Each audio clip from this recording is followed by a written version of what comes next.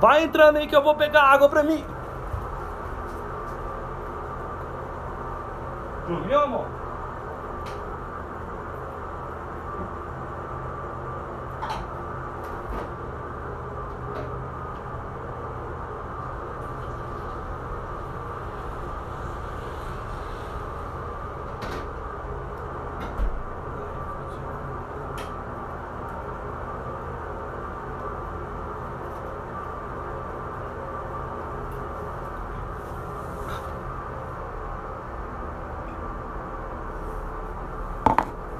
Faltam 3 questões. Ai. Vamos lá. Questão número 8, senhores. Num dia, você atendeu 2 pacientes. O primeiro paciente era um filhote resgatado com ascite. E você coletou a amostra desse paciente e mandou para análise. Certo? Então, um paciente filhote que chegou com ascite, você coletou aquela amostra e mandou para análise, tá bom? Para isso, sobre esse primeiro paciente, vamos lá. Classifique o tipo de efusão. Pessoal, essa é a fusão do paciente que você mandou para análise. É só para classificar, tá bom? O tipo de efusão. Transudato simples, modificado, exudato séptico, não séptico, efusão quilosa, hemorrágica, enfim, você tem que só classificar. Amarelo palha, turvo, pH 6.5, proteína alta, densidade alta, células nucleadas 13.200, é muita célula nucleada no efusão, tá bom?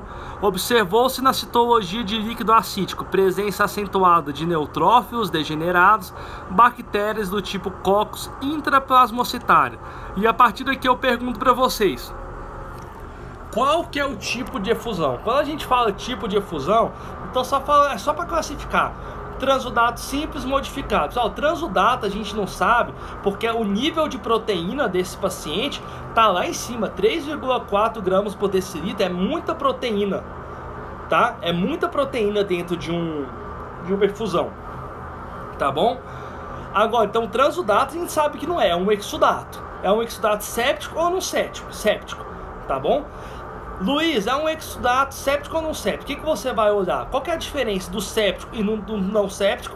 A presença ou não de bactérias, de células degeneradas, tudo. Então, nessa nossa situação, é um exudato séptico. Luiz, e se a gente não fosse uma situação dessa, não tivesse bactéria, neutrófilo degenerado, era um exudato não séptico, poderia ser PIF? Sim, poderia ser PIF. Tá bom? E a gente teria que fazer. Lembra aquela conta que a gente fez de achar as globulinas e fazer a relação albumina-globulina? Você pode fazer aqui na efusão também.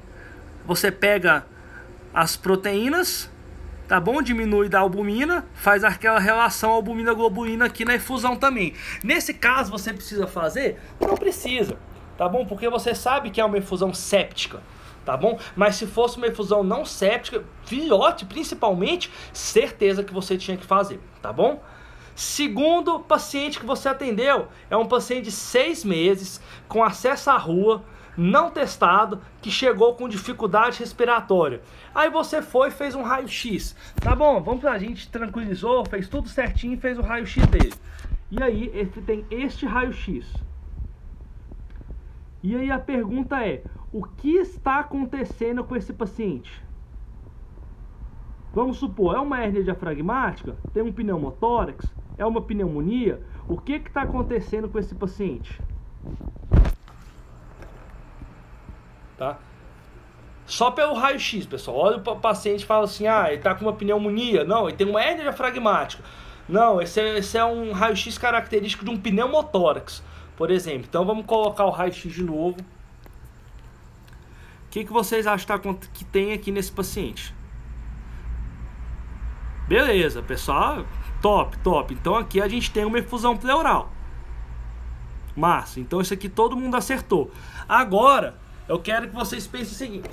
Eu quero na letra C, descreva 3 diagnósticos diferenciais para o que pode estar acontecendo com o paciente.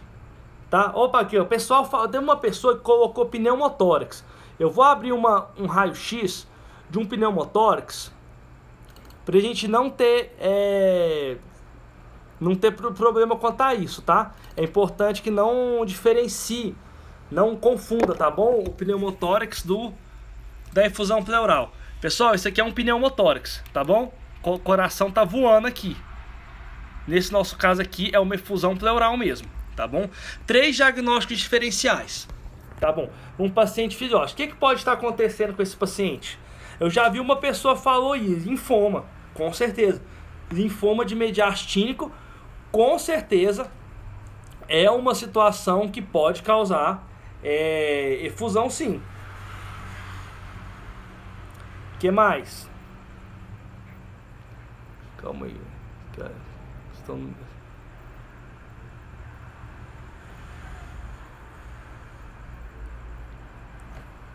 Aí eu errei aqui, eu coloquei 2 questões número 8. Então vamos lá. Biotóricas por feridas perfurantes, certo. Linfoma, certo. PIF, certo. FeLV. Pessoal, FeLV, o problema da FeLV é que ela vai gerar o linfoma, induzir o linfoma, e o linfoma vai causar isso, né? Então, assim, tem vários diagnósticos diferenciais aqui que causam efusão. Então, olha só, com certeza a PIF é linfoma induzido aí por FeLV, seria outra opção também. Traumas com efusão hemorrágica pode ser também nessa situação. Alguém falou timoma, tá? Também pode acontecer, embora aqui eu não acredito que seja um paciente com acesso à rua, não testado. Provavelmente esse paciente aqui vai ser um FeLV, mas aí pode, por exemplo, ter sido atropelado e estar com uma efusão hemorrágica.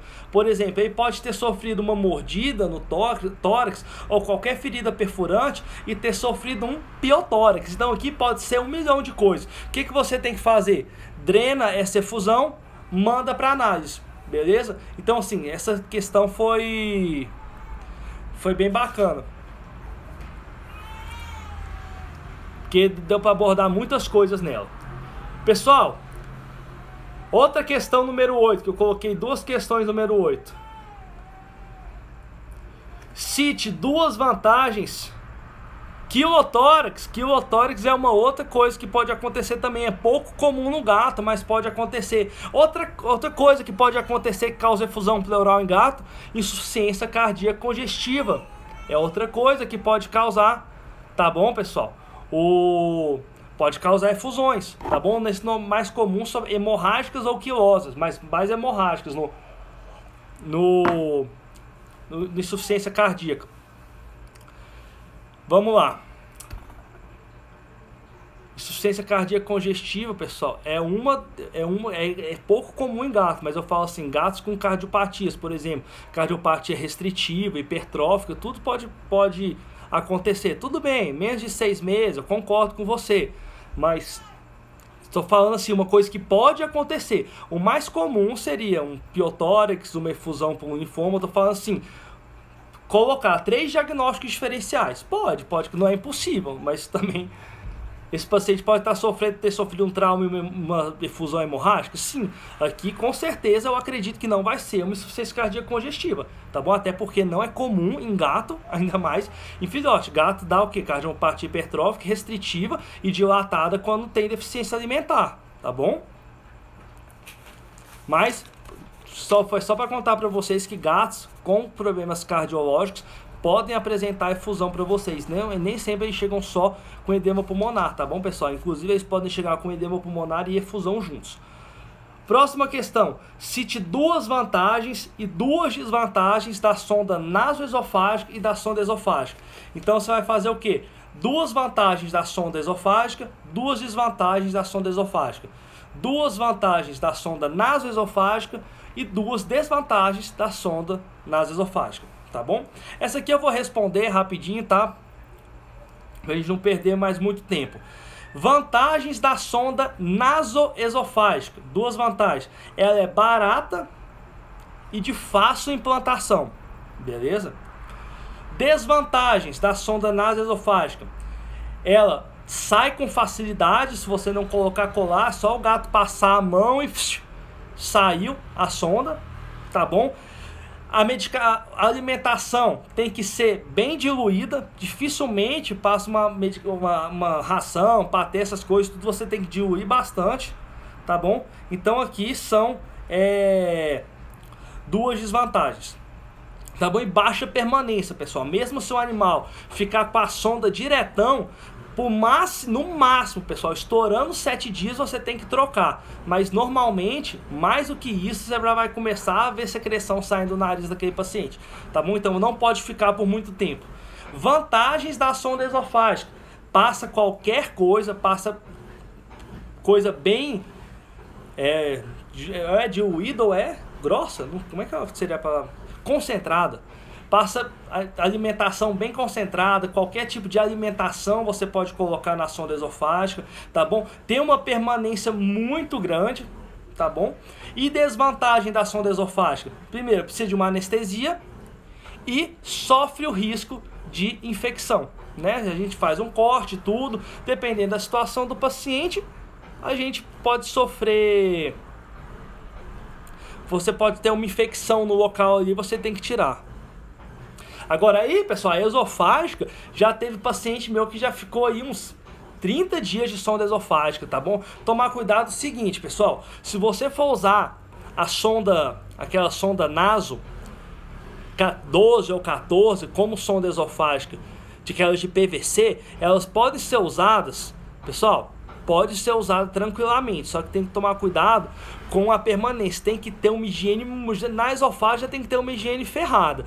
Nessas assim de PVC, daquelas nasos que a gente improvisa e faz de esofágica, tem que tomar muito mais cuidado com ela, tá bom? Porque assim, inflama bastante. Então é muito comum você pegar esses pacientes com sonda esofágica, às vezes o local está inflamado, o localzinho que você coloca a sonda não está infeccionado nem nada, mas está inflamado, e aqui incomoda bastante o paciente, tá bom? Então essa aí foi uma questão mais simples, né? Mas vamos para frente. Olha só, essa aqui pode ser uma questão que dê mais uma discussão. Um paciente, esse caso aqui é um caso real, tá? Um paciente filhote, FeLV positivo, chega encaminhado para você para internação com diagnóstico de lipidose hepática. Me encaminharam esse paciente para internar porque ele estava extremamente quitérico, que o cara falou, ó, tô encaminhando um paciente com lipidose hepática. Ele fez os exames, mandou para mim, tá bom? E após analisar os exames, o que eu detectei neste paciente nos exames laboratoriais? Vamos lá. ALT ou TGP 645, GGT 6, fosfatase alcalina 91. Esse paciente estava anêmico, então o cara pediu reticulócitos e estava com reticulocitose. Os reticulócitos estavam elevados, tá bom? E estava aqui com hematócrito baixo. Então, a primeira coisa que eu quero perguntar para vocês, não precisa olhar o hemograma por enquanto. Esse gato tem lipidose hepática? Ele tinha lipidose hepática? Aí, o Bruno já falou, não tem lipidose hepática, pessoal. Por quê? Pessoal, paciente com lipidose hepática obrigatoriamente tem que ter fosfatase alcalina elevada. Tem que ter. Porque você vai ter compressão dos ductos biliares intrahepáticos, e isso faz ter um extravasamento de fosfatase alcalina muito grande. Não tem como você ter lipidose hepática com um gato com 96 de lipidose hepática, tá bom? Pensa comigo, lipidose hepática deixa um gato extremamente ictérico, mas nem todo gato que está ictérico está com lipidose hepática. A gente tem várias outras situações. Se a gente pega esse nosso paciente, vamos dar uma olhadinha no hemograma dele. Tá com anemia grave, 11% de hematócrito, certo? com reticulocitose, então você sabe que esse paciente tem o que, pessoal? Uma anemia regenerativa. Tá bom? Então, você olha um paciente nessa situação, a primeira coisa que você olha pensando nisso aqui é o quê? Tô com uma anemia hemolítica, certo? Vamos olhar no leucograma desse cara. 32 mil leucócitos, 5% de bastonetes. E aí você fala assim pra mim, ô Luiz, esse cara tá em sepse então? Nesse caso aqui não. Nesse caso, lembra que eu falei pra vocês que esses animais com anemia hemolítica, eles podem ter leucocitose e a medula hiperresponde, então você tem os bastonetes na circulação? Então, nesse caso, esse paciente estava sofrendo uma anemia hemolítica autoimune. O cara fez até o reticulócito, viu que a anemia era regenerativa e mesmo assim ele não ligou as pontas. Por que esse paciente está ictérico? Por causa da hemólise, certo? Então ele está com uma bilirrubinemia, ele está com aumento da bilirrubinemia, está com aumento da bilirrubina, né? Bilirrubinemia já é aumento da bilirrubina. Ele está com esse aumento da bilirrubina por causa da hemólise intravascular que esse paciente está sofrendo. Agora, o que pode estar causando? Agora é um outro problema, né? A gente já sabe que esse paciente está com hemólise intravascular. Você pega esses exames e fala, ó, não é lipidose, hemólise intravascular. Agora, o que está acontecendo com esse paciente? Tá bom? Aqui é difícil porque a gente tem um problema que é sério. Não foi a gente que atendeu, então a gente não sabe o histórico dele direitinho. Eu só fui... Aí, a Jane falou, micoplasma, a primeira coisa que eu pensei nesse paciente foi micoplasma também. Tanto que, né, na hora eu já entrei com tratamento para doxiciclina, certo? Só que, né... anemia hemolítica autoimune, concordo. Agora a gente tem que achar o porquê. A primeira coisa que eu pensei é um gato. Filho, ó, ele é FeLV positivo. A gente já veio com histórico que é FeLV, positivo. Então, FeLV positivo tem uma alta probabilidade de desenvolver micoplasma. E esse paciente está com anemia hemolítica, pô. Então a gente sabe que esse cara provavelmente vai estar com micoplasma. Mas uma coisa que me estranhou bastante, pessoal, foi isso aqui, ó. Oh, Deus. 645 de ALT. Cara, isso me deixou muito encucado na hora. Só que aí não foi o proprietário que trouxe, né? Aquele negócio que leva para uma pessoa que atende, aí pede para o motorista do pet shop do consultório levar para a clínica pra gente, então acaba que a gente não entra em contato com o proprietário. Então, assim, foi uma coisa mais difícil. Quando eu vi esse exame, eu falei, cara, é micoplasma, mas 645 de TGP tá muito alto. Peguei o telefone e liguei pro proprietário. E conversa vai, conversa vem, conversa vai, conversa vem. Resultado, dia anterior, o paciente tinha tomado vacina, tinha dado febre, o paciente tinha administrado paracetamol nesse paciente. E aí, uma das coisas que o paracetamol faz é fazer anemia hemolítica, e paracetamol causa uma lesão hepática muito grave nesse paciente. E ele tinha tomado paracetamol antes, no dia anterior. E a sorte foi, pessoal, paracetamol, dependendo da dose que você dá, é fatal, porque forma metahemoglobina. E a dose que esse proprietário deu não foi uma dose fatal. Então, tipo, ele não chegou a gerar hipóxia nesse paciente, ele passou mal, ficou prostrado, vomitou e tal, e começou a gerar anemia hemolítica, por formação de corpúsculos de Hens. E aí, no dia seguinte, que o gato ficava assim, mal pra caramba, quase 24 horas depois, mais ou menos, foi num dia de manhã que aconteceu isso, no final da tarde do outro dia que ele chegou, ele já estava todo ictérico, foi uma hemólise intravascular, assim, agudíssima, tá bom? Por sorte, esse paciente sobreviveu, por sorte, mas foi assim, transfusão de sangue, graças a Deus. O Zé pediu para repetir essa anemia hemolítica no hemograma, vamos lá. Vamos analisar um pouquinho esse hemograma. Aqui não precisa nem discutir que a gente tem uma anemia, né?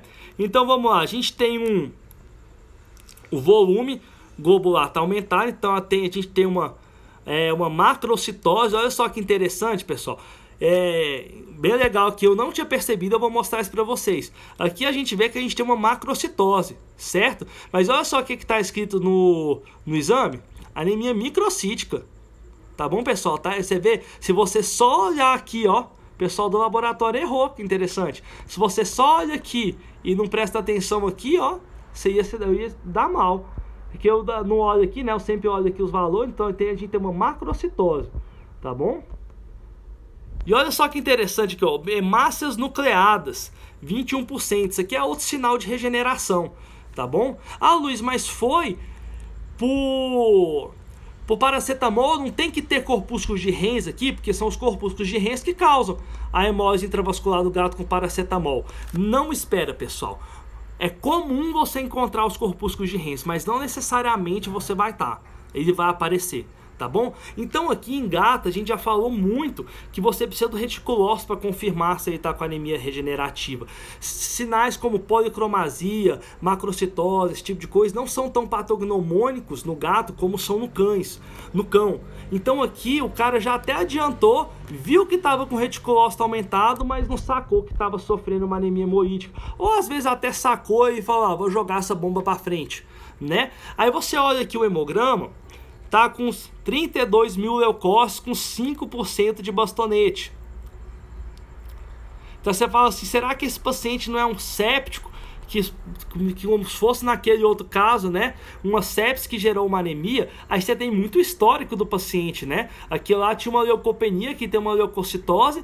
E a gente tem um histórico diferente de ter ingerido paracetamol. Se não tivesse ingerido paracetamol, um FeLV positivo que chega ictérico numa situação como essa, a gente pensaria em micoplasma, igual a Giane falou. Micoplasma acontece principalmente em pacientes FIV e FeLV positivo, tá bom? Por causa de imunossupressão, é um parasita oportunista. E aí a medula está respondendo tanto, pessoal, olha só, 21% de hemácia nucleado com reticulócito elevado, que ele acaba soltando bastonete na circulação. Por isso que você pode encontrar bastonetes em animais que estão sofrendo anemia hemolítica. Saca só uma coisa, em cão é muito mais comum você encontrar essa presença de bastonete na anemia hemolítica do que no gato. No gato não é tão comum, mas aconteceu nessa situação. Manteve DOX nesse caso? Não mantive, pessoal. Mas assim, o que eu fiz como precaução? Fiz uma ponta de orelha naquele paciente, rapidinho, faz lá, ou então você coleta um sangue na hora, faz um esfregaço sem colocar no anticoagulante, tá bom? Para confirmar, para ter uma maior chance de você encontrar nesse paciente o micoplasma, mas eu não mantive a doxiciclina. Nesse caso, não tinha hemoglobinura, ele apresentou hemoglobinura depois. Na internação, ele apresentou hemoglobinura, tá bom? Ela, quando estava já na internação, na fluido, tudo, aí sim, aí ele apresentou hemoglobinura. Mas se você não soubesse da ingestão do paracetamol, aí esse paciente ia morrer, pessoal. Porque que acontece? Eu ia entrar com tratamento para micoplasma, esse paciente não ia melhorar, tá bom? E enfim, né, a grande questão é que o tratamento para paracetamol é N-acetilcisteína. E se você fizer acetilcisteína até 48 horas depois da intoxicação, você tem um efeito benéfico. Entretanto, depois de 8 horas, o efeito benéfico já diminui. Quanto mais distante de 8 horas você começa a tratar com N-acetilcisteína esse paciente, pior vai ser no quadro. Por quê? O que acontece é que quando você faz acetilcisteína antes, você evita as lesões hepáticas. Quanto mais depois de 8 horas de intoxicação você começa o tratamento, as lesões hepáticas já vão se estabelecer. Nesse caso que já foi mais de quase 24 horas depois, olha o tanto que estava o ALT desse paciente, já estava 645. Por isso, entrar com tratamento após 8 horas diminui a eficácia. Quanto mais depois de 8 horas, de menor a eficácia. Quanto mais cedo você começar, melhor. Mas passou de 8 horas, 10, 12, 16 horas, a eficácia vai só diminuindo até 48 horas. Passou de 48 horas, pessoal, nem adianta você tratar, que não vai ter eficácia nenhum o tratamento com acetilcisteína. Por isso o pessoal tá falando realmente a anamnese é tudo. Eu sabia, cara, o micoplasma não tinha 645 de LT, não tinha condição, tinha alguma outra coisa. Por isso que eu liguei pro proprietário, tava quase pedindo uma ultrassonografia, alguma coisa, para saber o que tava acontecendo, beleza? Última pergunta.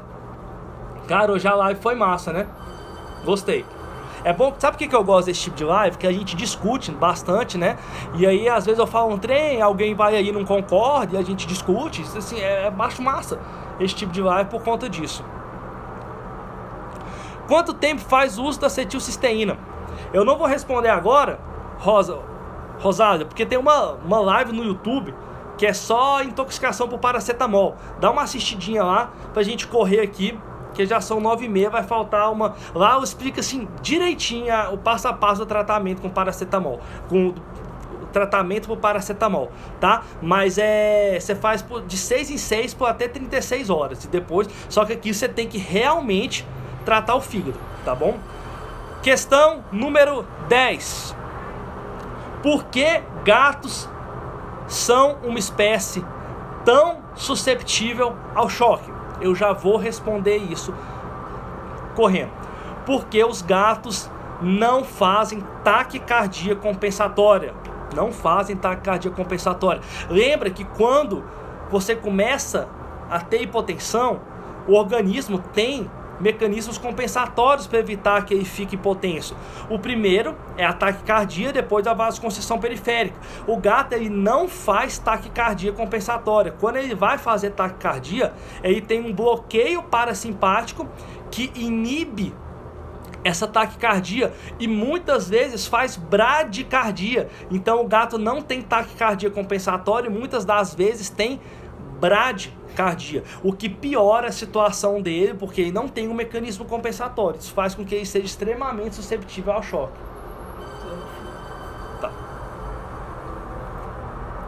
Tá bom? Então essa é a primeira... Por que o gato é tão susceptível? Depois, o que é a tríade da morte? Pessoal, a tríade da morte é quando o paciente desenvolve hipotensão, bradicardia e hipotermia. E quando você tem esses três fatores, um vai levando ao outro e vai virando uma bola de neve. Você tem uma bradicardia que favorece o paciente a desenvolver uma hipotensão. O paciente fica com hipotensão, diminui o fluxo sanguíneo para o sistema nervoso central. Esse paciente diminui a circulação no centro controlador da temperatura, cai a temperatura, o paciente vasodilata. Quando ele vasodilata, diminui mais a pressão. Quando ele está vasodilatado, ele perde mais calor, diminui mais a temperatura. E aí o organismo manda uma mensagem para o coração bater mais rápido como mecanismo compensatório. E aí tem um bloqueio parasimpático que faz mais bradicardia. Então, é uma bola de neve que vai acontecer no paciente, que é bradicardia, hipotensão e hipotermia, que um vai levando ao outro. E pessoal, recuperar um paciente nessa situação é muito difícil. Se você chega num atendimento para você, um paciente em tríade da morte, eu vou falar para você que você vai ter um plantão muito difícil, porque você vai ter que, assim, trabalhar muito, tá? Você vai ter que ser, assim, muito firme nesse paciente para você conseguir recuperar ele, tá bom? E você tem que recuperar tudo ao mesmo tempo, tá bom? Não adianta só aquecer, ou só fazer fluido, ou só um vasativo se precisar. Você tem que controlar esse paciente tudo ao mesmo tempo. Até porque controle de temperatura e de hidratação tem que ser feito simultaneamente, porque senão você piora o quadro daquele paciente, beleza? Pessoal, essa foi a live de hoje, nossa live 24 do nosso projeto. E de live toda semana. Semana que vem a gente tem mais live. Quero agradecer a presença de todo mundo aqui, quase 1h30 de live. Obrigado. Se vocês tiverem alguma dúvida, manda uma mensagem pra mim, que eu tenho que ir porque a neném tá chorando. Amanhã eu coloco no YouTube. Beijo!